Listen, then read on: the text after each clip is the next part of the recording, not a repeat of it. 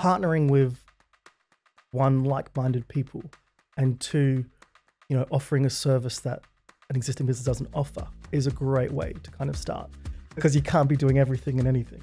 So you've kind of almost got to learn to trust either your business partners or other employees and get the right level of skill. We're seeing big multinational companies coming and setting up in the UAE, not knowing what they've even set up in terms of their financial year, and then 6 months down the line or 9 months down the line, changing their financial year, which out here, because of the legal costs you have to get involved, can be quite costly. And they're like, what? It costs me that amount to change year end?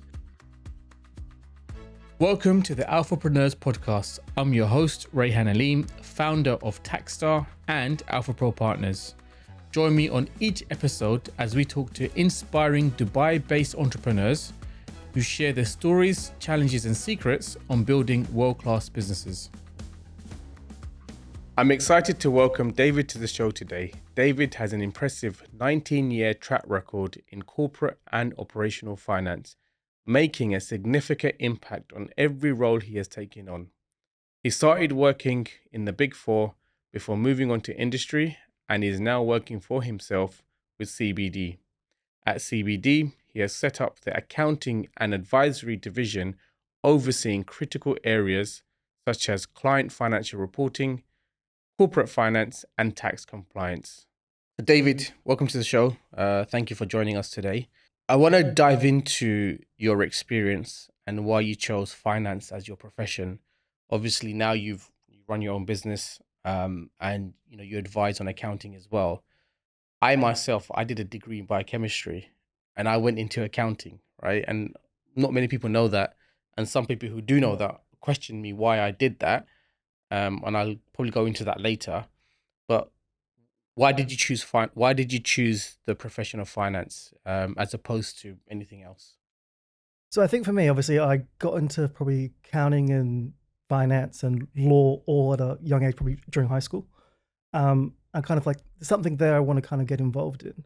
And so when in Australia, it's much more structured than, like you said, you did, Biochemistry, and then get into finance. That's, you don't really do that in Australia. Everyone kind of follows a set path, kind of do stuff. You tend to study at university the field you're going to go work into. Yeah. And so I was 17, and I was like, do I really want to go do a 3-year degree? Do I want to become a CA or a CPA? And I was like, you know what? Start my degree, I'm going to actually start working in the field as well. So I applied at a bunch of different companies, even before I started university. Oh, wow. And then started working basically at PKF in Australia. Yeah. Personal taxes. They're a tier 2 accounting firm, right? Correct. Yeah. Yeah. And it was quite interesting because the division I was working in kind of got carved out and sold by PKF to another business to like focus on salary packaging and fringe benefits tax. And so I think that experience when I was like 17 to 20 showed me so many things of not just the tax side of it, but seeing a business get restructured, seeing management change, seeing how things work in the background, and at the same time studying at university in the same field. It just kind of all connected, and I was like, you know what, let's make something out of this. But since then, it's almost like there's so much, like people say finance, there's so much in finance to kind of get involved in. You've got the audit side, you've got the tax side, you've got the management reporting side, you've got strategic sides, you've got, budgeting, forecasting. There's so many angles of finance. And so for me, I think experience all of that over my career has been interesting and challenging, but it's probably say I probably fell into it. Yeah. And as an entrepreneur, I come across a lot of entrepreneurs, and finance or accounting is not their greatest subject, and they're not good with numbers, right? And the fact that you have a finance background kind of gives you that head start when you're running your business, because ultimately you run a business to make money, right? Unless you're running a charity. Yeah. And so how has that helped you with your business as you've worked with, you work with CBD and you've built the accounting division? How has that helped you grow your business from being a person from finance? I think the biggest thing when it comes to entrepreneurs, and this is on both sides of the fence of helping entrepreneurs and actually kind of doing it yourself as well, is kind of the trust and understanding going, what is that game plan? How do I execute something? Because you see a lot of entrepreneurs have an idea, Mm. but they don't know how to execute that. They don't know how to plan that. They don't know, how the cogs work in the background. And so I think a lot of it, it comes down to trust, but also comes down a lot to communication. And so for me, one of the things also, again, going back to my career, when I was quite young, I was probably two years out of university, and I ended up working with my old lecturer, and he got me back to university to teach as a tutor at my university. And I was like, hold up, I don't feel I'm qualified to do that. But he was like, give it a go. You never know what you'll learn, and just kind of do it. So I ended up doing that for about 3 or 4 years while I was working both at Queensland Audit Office in Australia, the government, and Ernst & Young. And it was a good kind of, recruitment tool as well. But at the same time, it helped me figure out that I learn one way, which is completely different to how you might learn. Mm. And so having to deal with so many different people in a room and trying to get them to understand the same concept, that's really helped translate when I'm dealing with entrepreneurs. Because some entrepreneurs, you meet them and they're numbers focused, but they're numbers focused operationally, not compliance or audit or tax wise. So some of them will just focus on EBITDA. Some of them won't care about EBITDA. They'll just focus purely on revenue. Mm. Some of them will just focus on a balance sheet because they think balance sheets are the most important. So it's kind of trying to assess what does that individual understand, and how then do I make the whole network work around them? So they understand, that is one metric, but these other metrics make sense, and this is how this helps that metrics. And it's those connections. And I think that's been the biggest help for me setting up my own stuff, is having that and knowing all of that. So obviously my business is helping other businesses. So having that understanding to help my business and help their business at the same time just kind of works very nicely. So David, it's interesting to hear that you was a teacher, you was working for EY, and you was also working for the government as your full-time job. One of the things that I find is when I'm talking to my clients about numbers, about accounting, about finance, you kind of have to teach some of the basics so they understand how a certain transaction can affect, the P&L and the balance sheet. So I'm assuming you have those types of situations as well, where you get to use skills that you've built with teaching to kind of help educate what's going on the P&L and balance sheet. Exactly. And so particularly with entrepreneurs, it's really about breaking down what they know and what they understand of a P&L, a balance sheet, a cash flow, those types of things, and then figuring out what their take on is it. So I always find a lot of the times when I meet new clients, I just take time to listen, to hear what they're going through, how they're going through it, and how they assess their business. And then once I understand that, then you can build everything else around that. You can connect, if the P&L focus, you connect that to cash flow, you connect it to tax, you connect it to audits, compliance. Whereas some of them, if they're a bit more, balance sheet focused rather than P&L focused, and they're trying to sell the business in a few years and do that kind of stuff and fundraise and that kind of stuff. You start with that, and then you build into, well, the P&L and this does this, and you need to hit this much revenue or this much EBITDA, and that's going to drive your balance sheet in certain ways, or create value in a certain way for you to get assessed and valued and that kind of stuff. So it's really about understanding them first and then building off that. So David, you've transitioned from an employee to an entrepreneur. Congratulations. What are some of the lessons that you've learned, being an employee versus an entrepreneur? And for some of our listeners who are kind of thinking about starting their own business, what kind of advice would you give them? Yeah, so I think that the biggest thing is obviously being an employee, you're very focused on your job, your remuneration. You are focused on the business and trying to kind of grow the business and, hit the business targets and 5-year plans or 3-year plans and that kind of stuff. But when you're the one setting those and trying to execute that, there's a lot that goes on behind the scenes, and having the right support around you personally is a big one, but also professionally. Because obviously, when you're an employee, you need another person. You go and get that approval, or you've got a certain size team. You can rely on people already. When you're doing it from scratch, you're almost starting from yourself, and a lot falls on your shoulders. And there's some learning curves, but the biggest thing I think is, particularly being an employee, I was always one where if it wasn't getting done right, I'll just get in and do it myself. Or if I didn't have the time to train someone or educate someone to do it, you just get in and do it yourself. As an entrepreneur, you don't have time for that because you can't be doing everything and anything. So you've kind of almost got to learn to trust either your business partners or other employees and get the right level of skill of other people around you to help you with that. And then you can focus on those types of things. That's kind of one of our pitches as well when we're talking to new clients. It's like, let us focus on the back office. You focus on your business. We'll take care of all the compliance and other things as well. So yeah, no, I like that. And how about, you know, the jump that you made from employee to entrepreneurship? How was that for you when you look back? Obviously, it's a big jump for a lot of people. Yeah. It was a big jump for me when I made that transition. But what kind of words of encouragement would you have for others who wants to kind of you know, some of our listeners who want to make that move? I would say there's a few people you always trust. So there's people you've worked with, you trust. There's people who might have mentored you, you kind of trust. Speak to them because they know you very well, and bounce your ideas off them. And don't be afraid to tell them your ideas of judgment. Like, listen to the criticism and take it on board and learn from it. I think the biggest thing with me is like holding things back and not being open enough about it and saying, oh, I've got this idea, I've got that idea. Because you can only fine tune an idea when other people hear it and go, oh, here's a hole in your plan you might not be thinking about, that kind of stuff. So I think learning from that, I think, was a big one. And so for me, like the transition into being this was, I was more looking to go, not part-time, but, you know, do the fractional CFO, fractional FD kind of roles. Obviously when we worked together initially, that's kind of like, you know, when you were stepping out to set up your stuff, you know, we were still engaged on a few things and projects. And I was like, that looks fun. Like, I've always enjoyed problem solving. Like, let's do that for 2 or 3 different clients. And, you know, some of the people I used to work for, they were the ones initially I was contracting back to while I was kind of trying to decide, we're going to live in America, we're going to live in Dubai.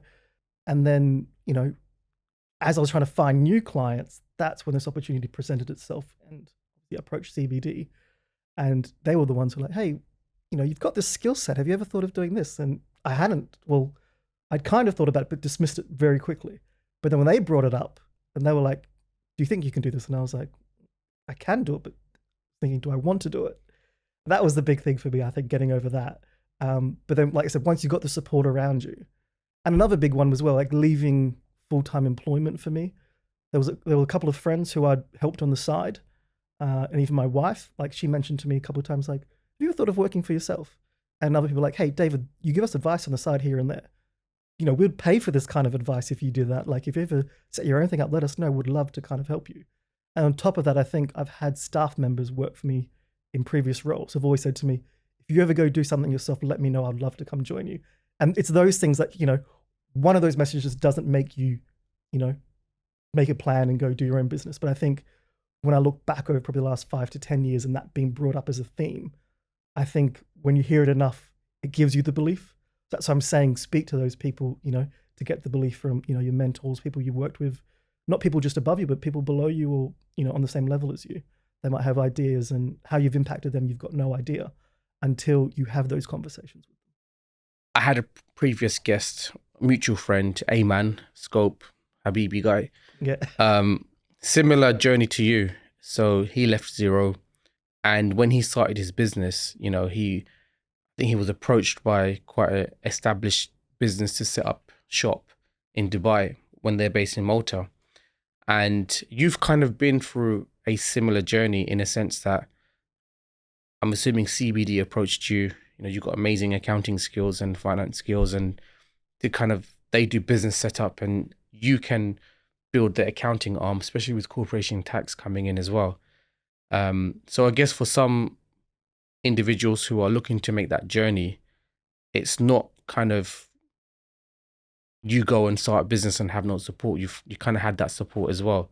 And I guess that's one really good way to kind of jump into entrepreneurship. So do you want to just tell us a bit more about that journey? How did that conversation work? Was there any doubts in that process? You know, would you encourage others to do the way that the approach that you went through in your journey to entrepreneurship? Yeah, no, definitely. I think kind of partnering with one, like-minded people, and two, you know, offering a service that an existing business doesn't offer is a great way to kind of start.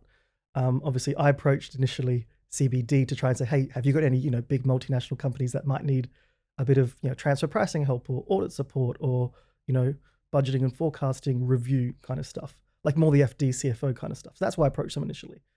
And it was in that first meeting when I met with them, they were like, hey, now that we understand what you do, and I gave them my whole spiel, and, I've worked through tax, audit, consulting, advisory, valuations. I've done kind of, probably the A to Z of finance, you could say, over my 19, 20 years.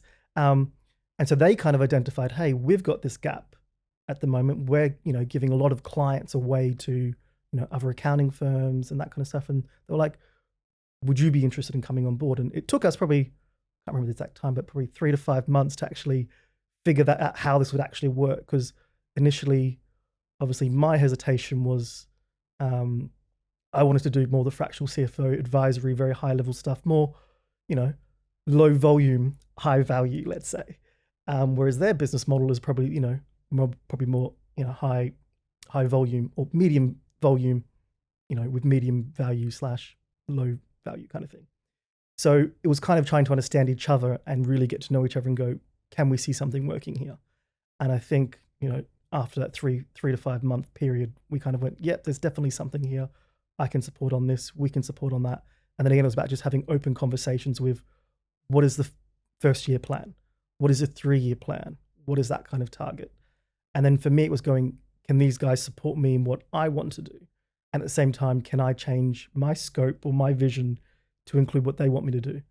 And the biggest kind of roadblock for me was, working in government, working at big firms like EY and Deloitte and PE firms and family offices. I'm used to big, larger numbers, larger companies.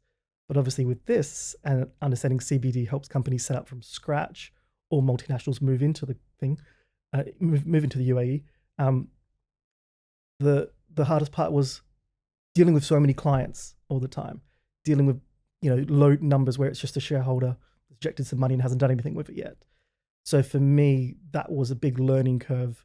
But again, it was open, honest conversations at the start to go, you have to deal with these clients to deal with the whole portfolio, so to speak, because if you offer them a service as they grow the next few years, that's when these services you want to offer will be available. So again, it's like I said, it's being open and honest with your business partners and telling them, this is what I want to do. They can see the gaps, they poke holes in it. I come back and go, this is how I can bridge that, and then poke holes in their plans, and then eventually come up with a kind of bulletproof plan that, we've executed this our first year, and, it's going great. We've hired some employees now on our side of the business, and yeah, we're just looking to grow and grow, and got so many things and plans the next few years. It's an exciting time. David, when I first met you, we were both in Dubai, and you mentioned to me previously you used to live in Abu Dhabi and used to drive up and down the E11, yeah. And you used to miss Abu Dhabi when we were working together. So now that you've lived here for quite some time, what would you say is your preference now? Is it Abu Dhabi? Is it Dubai? How do you compare the two cities? It's hard, and I suppose it depends on the kind of work you're doing, and what you want to achieve out of your work and job satisfaction. I think from a personal point of view, I think I've known people in Abu Dhabi that have been there, 10 years. I've been in the UAE 10 years now. Some of them have been there 10 years, 15, 20 years. Not that you don't get that in Dubai, but you get more of the people you meet in Abu Dhabi tend to stay longer, tend to have bigger families and the likes of that. But a lot of the roles, you're working in government, working for big multinationals and that kind of stuff. Whereas it doesn't feel very entrepreneur-like environment. So obviously Dubai has that. For me, the difference is more about lifestyle. Because wakeboarding is a wake park in Abu Dhabi. There's not one here in Dubai. But we'll get down to the beach and go wake surfing out here, which is great. So you can still do a bit of that. But I think for me, the F1, Yas Island, all of that was a big plus for my kind of life, especially coming from Australia. We love those outdoor sports and having access to that. Not that you can't do that stuff in Dubai, but it just seems, more centralized in Abu Dhabi to do that. So yeah, it really depends on what kind of job, what kind of career you kind of want, and also, where you're at in life. Obviously, I know a lot of people, here now moving out, Arabian ranches and past Arabian ranches now. People used to live on the Palm and the Marina and downtown areas. Now everyone's kind of moving out as they, get larger families. Whereas in Abu Dhabi, that seems to be the norm kind of thing. So, yeah, it's hard to pick between the two. I was kind of just let wherever I was working kind of decide. But yeah, I think, you get people from Dubai who are like, oh, Dubai is better than Abu Dhabi. You get people from Abu Dhabi like, Abu Dhabi is better than Dubai. I don't like to do that comparison. I just kind of like to go, I like both for different reasons, and I'm going to appreciate both for both different reasons. I guess a shameless plug for CBD is you set up holding companies in ADGM and you can set up operating companies in Dubai, right? So you get the best of both worlds. Exactly. Yeah, that's a good point. Yeah. You've been a fractional CFO, part-time finance director for not just small businesses, but large businesses as well, global businesses, to be honest. I know that each level of business has their own challenges. But when you're working as a CFO, what's been some of the key mistakes that you see other entrepreneurs or other businesses make that you're able to come in and say, look, this is what you're doing, this is how you should do it, and this is like the outcome of your advice for that business? Yeah. So I think the biggest one here across the GCC, particularly in UAE, is obviously the lack of audits historically.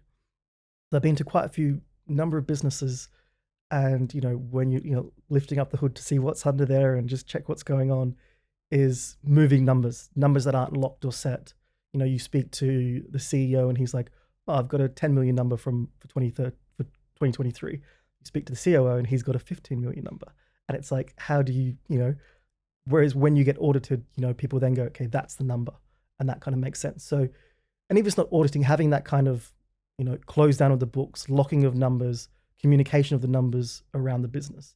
I think that's what's missing a lot in businesses out here in the UAE. And sometimes sharing information, because sometimes people will just hold the information and I'm not going to tell other people what I'm making and that kind of stuff, because for some reason they feel it's important and secretive. But sometimes it helps the business grow if they're on the same page, the CEO and the COO or other different department heads, for instance, or different operational heads. Because they're in competition, they don't want to share certain things. But I think sharing and reporting the right way helps growth throughout. Obviously, we're going to see this landscape change, obviously, with audits coming in a lot more. With obviously, what is it? Every company that's above 50 million dirhams has to be audited going forward from a tax perspective. We've seen a lot more renewals for licenses of companies. The regulators, Maidan, IFSA, those kind of regulators, actually asking for audited accounts now. Gone are the days where you just fill out a form and go, well, we don't need to be audited, or that kind of stuff. So I think now they are actually going to be pressing on that. And the banks too, I think, will get a bit more involved in these types of things going forward. So I think we'll see that change, which is good. But I think it's, again, coming back to entrepreneurs and educating them on the change and educating them this cost is a valid cost. Because they see a number and they go, I don't want to pay that. What can I do to not have to pay that? Oh, I don't want to be audited anyway, So they don't see the benefit in that. So I think having the conversations around how an audit will help them in the long term, whether it's, creating value, getting, a valuation done and they need audited information, or they're looking to exit or looking to grow or get financing or attract investing, having the audit is, item number one on the list for me. So I think educating them that way, I think is really ideal. I think that's probably the biggest kind of issue, I'd kind of say. I'm going to flip it here and go, when I was kind of, doing CFO work and actually in businesses and trying to kind of help them grow, I think the biggest thing I used to make mistakes on was not understanding operations KPIs or operations targets. So I'm focused on, P&L, I'm focused on the balance sheet, I'm focused on that. But what's driving the revenue? Is it a sales volume number? Is it a sales unit, selling price, for instance? Those kinds of things. So I think this transition to what I'm doing now has helped me understand that more and help connect with other people as well, because sometimes a business is more focused on, got 200 sales, rather than the revenue from those 200 sales. And then also on top of that, what's the profit from those 200 sales? So having that distinction, I think, is pretty key. So again, it's getting your finance and operational leaders together and being on the same page, because together is how you can grow the business. individually they grow in different directions, but it might not be for the benefit of the business overall. So I think joining those two together, I think is a big one. I have to admit, I never heard of CBD until you mentioned it to me a few years ago. That you was working, you was talking with them. Obviously they're quite a big business setup company, and they're doing great work as well. What kind of things do they do for entrepreneurs out here? And what makes them stand out from the competition? Yeah, so I think first let's deal with the name first, CBD. We get that a lot, especially from American clients. In Australia, CBD is Central Business District. Right. So like the financial centre or downtown or city centre or something like that. The Central Business District is kind of, I suppose, where the name kind of comes from. Obviously, they started probably over 10 years ago now, and they were more around nominee structures and setting up here in the UAE for foreign companies and that. So I think they're just naturally involved as foreign ownership, got allowed here, not having to have a local partner own 51%. They were just in the right place and just grew naturally over the years. And then as more things opened up, and the free zones, they've just been in the right place at the right time, growing and growing. And for me, what really kind of attracted to me them and why I reached out to them initially to kind of see if I could poach some of their clients as I was building my own thing on the side, was the two business partners, Carl and Helen. Carl's very involved with Australian business councils that come across from the Australia side. And Helen, she's the vice chair now of the British Chamber of Commerce here in Dubai, with the British Business Group. So they get a lot of business coming from their home countries out here and how to set up. So I think having that connection to home, particularly on the Australia side for me, and even though I worked for Deloitte London for a little while as well, helps me do what I wanted to kind of set up initially. So that's kind of where they kind of set up and focus their kind of clientele on, and they're quite connected to a lot of lawyers out here as well, which is helpful because lawyers and accounting tend to go hand in hand when you're doing projects, restructures, that kind of stuff. They might not get along all the time, but there's a mutual respect. Let's say that. But yeah, no, and then so with the business has just grown and developed, and so now obviously I came on board this year to kind of open up accounting and tax for them. We now offer this year as well relocation services. So we have a relocation manager named Lisa who helps people who are moving across here find schools for their kids because they're having to move from Singapore, or UK, or US, and they don't understand the market here. Find housing, be a rental or a purchase, or connect them with the right agents to go and find that kind of stuff as well. We do cultural training as well, that kind of stuff, so they can understand what does it mean, or people coming from here and want to understand it quickly so they don't offend anyone. That relocations team could help set those kinds of things up. And then the more interesting one that's kind of come on board the last few months is CBD's also got involved in manpower or employer of record.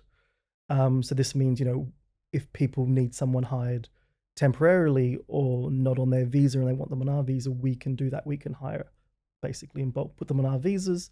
We're then responsible for their end of service benefit, their visa, all of that kind of stuff, making sure they're getting paid through WPS. All of that responsibility comes on us, and effectively the client then just pays us a number every month, and they don't have to think about end of service benefit, the air tickets, all of that kind of stuff.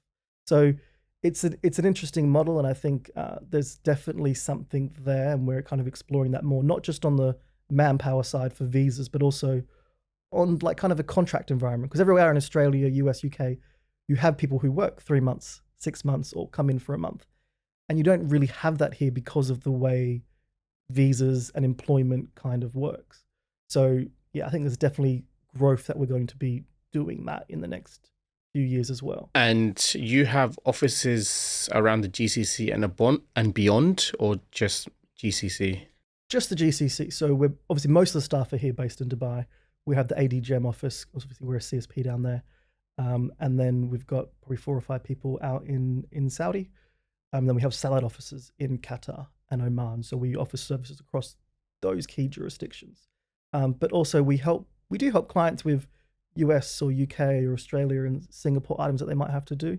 Obviously being a narrow scope and, with the disclaimers of, we're not tax lawyers in those jurisdictions, but here, this is what we can help you with and help you. Again, this is what we can educate you on.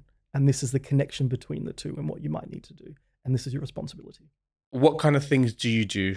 What would you encourage an entrepreneur who, a new entrepreneur who's going into business? What kind of activities you do, and how does that help you as an entrepreneur to kind of help you perform even better when you continuously taking on challenges and, growing your business as well? Yeah, I think obviously, sport's a big one for me. I think also just having the connection to people and meeting like-minded people helps.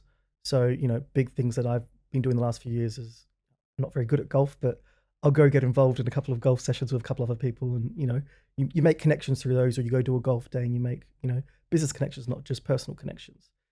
But at the same time, you're relaxing. So having that kind of, you're not switching off completely, but you're switching off enough and, meeting other people and then understanding their stories, understanding their connections either to Dubai or overseas. I think that helps you stay balanced because you're not 100% focused on work, but you're not 100% switched off either. So I think having that little balance in between. Likewise, paddle's really taken off here the last few years as well. So I've gotten involved with paddle, and again, it's one of those, it's a nice sport because you can play, but you can also have a chat. It's not like, footy or basketball where, it's just intense 100% the whole time. You've got a chance to have a connection and have a conversation.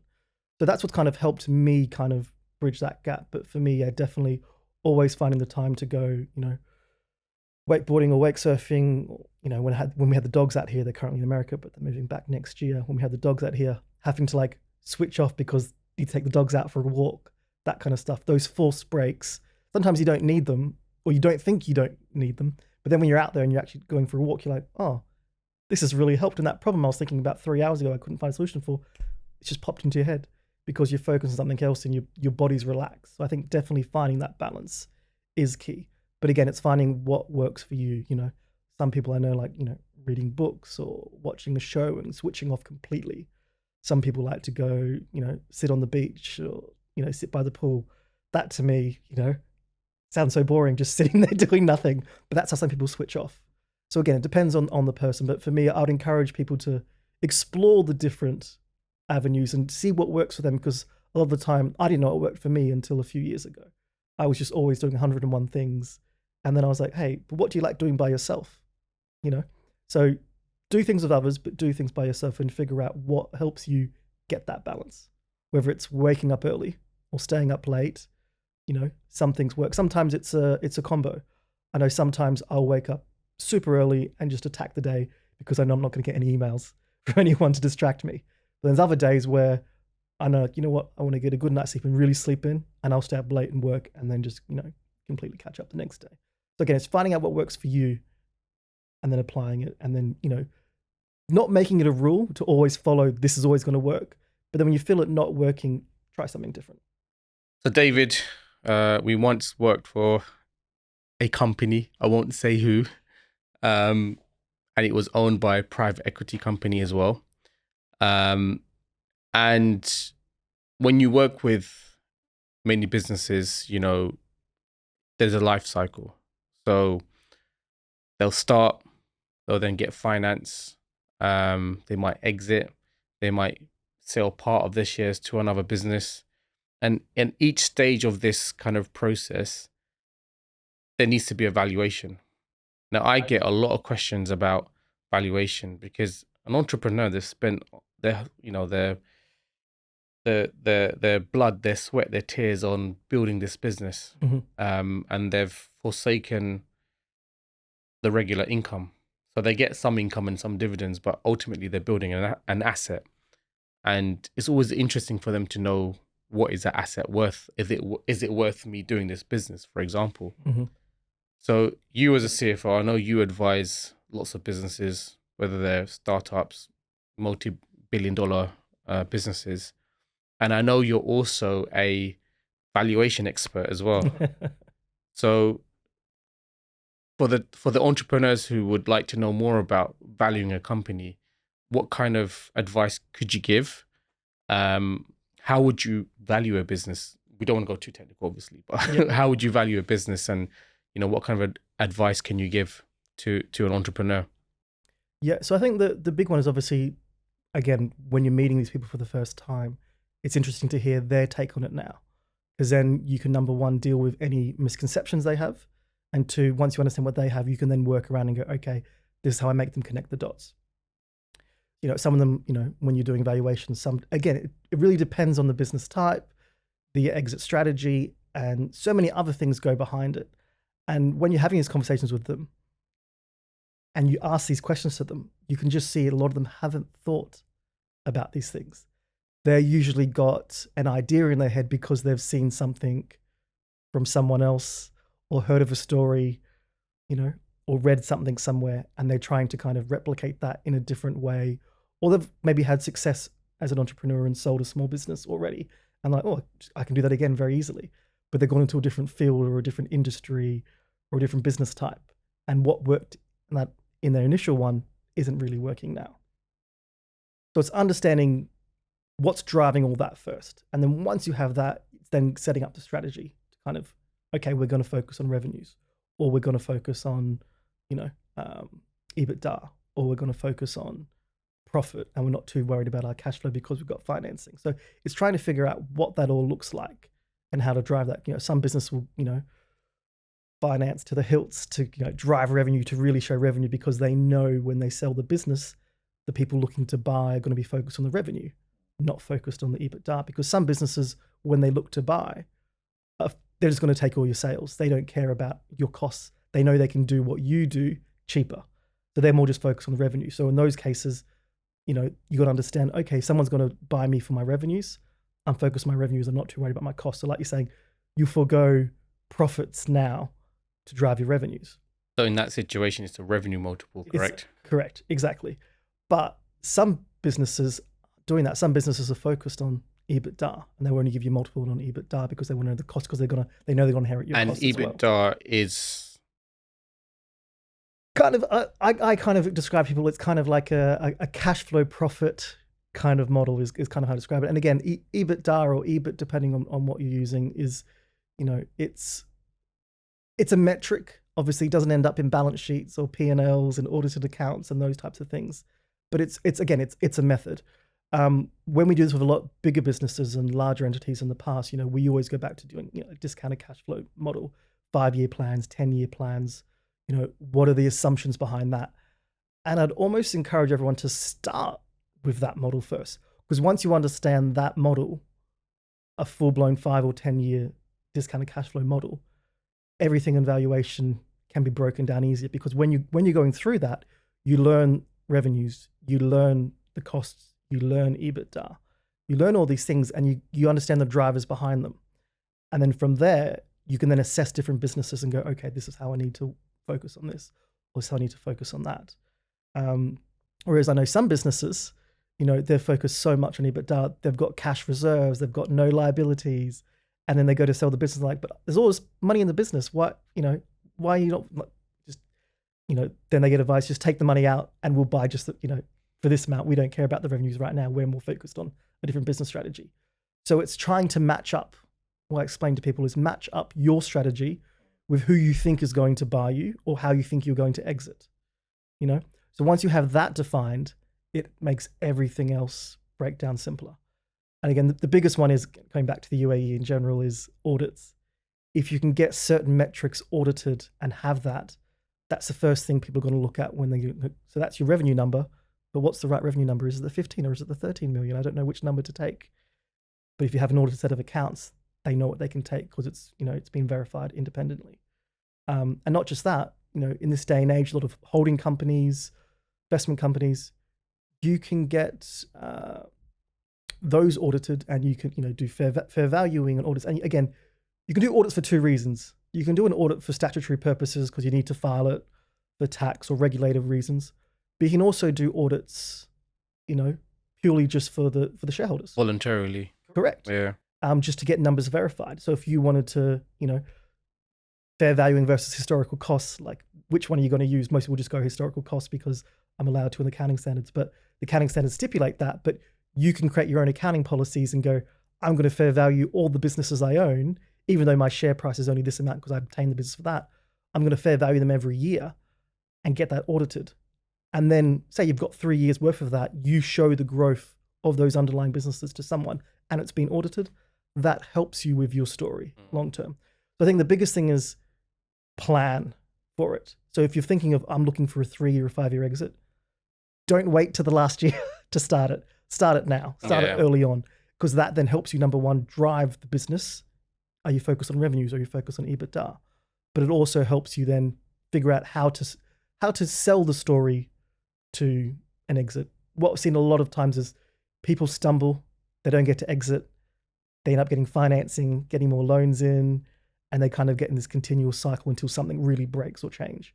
So again, it's really understanding what are you trying to build and having those conversations, not just with the finance experts, but back to your mentors, people you trust, those kinds of people will help you understand what might also help change in the business strategy that will then impact on the valuation side. And I guess, there are multiple ways to value a business. Yeah. And sometimes you're using different methodologies. So you could use a revenue multiple, an EBITDA multiple, and a discounted cash flow. It's easier to kind of work out your valuation based on revenue and EBITDA multiple because your accountant will provide that for you. Yeah. I guess with a discount and cash flows, not everyone can do that, right? Yeah. And so someone like yourself can help them build something like that. Correct. And I guess one of the key takeaways that you've mentioned is it's just really important to know who you're selling to or who you think you're selling to, because maybe if you're selling to a company that wants your revenue, then your strategy for the next 3 years isn't necessarily going to be, I want to have a good profit margin. It could be focused on that top line growth that helps the exit, in 3 years' time. So, thanks for sharing that. Exactly. And one other one quickly as well is obviously when you're going into those discounted cash flow models, is it really educates everyone on budgeting and forecasting. So in particular, if you can show budgets and forecasts for the last, 3 or 5 years and you're achieving those budgets and forecasts, not wild variance differences, then when you tell a business, oh yeah, this is my next 5 years or 10 years, you've got the evidence to kind of prove it. And if it's in the accounting package and software to go, oh yeah, the budget's in there and you can see the comparisons, that gives you another kind of, lever when you're negotiating things going, hey, listen, the revenues, we've always hit what we targeted. These are our targets the next few years. And this is the growth on it. And we can explain that growth and how we're going to explain that. And that's usually the gap when you're negotiating a sale price. That's usually the gap you have to bridge between the buyer and the seller. So if you can help with that, it helps with everything. And also it then helps the entrepreneurs understand budgeting is key, but not just that. How do my budgets work? What are they targeted on? And it helps them understand the business as a whole. So coming back to, they're focused on revenue or they're focused on EBITDA, connect that to audits, connect it to budgeting, connect it to valuations.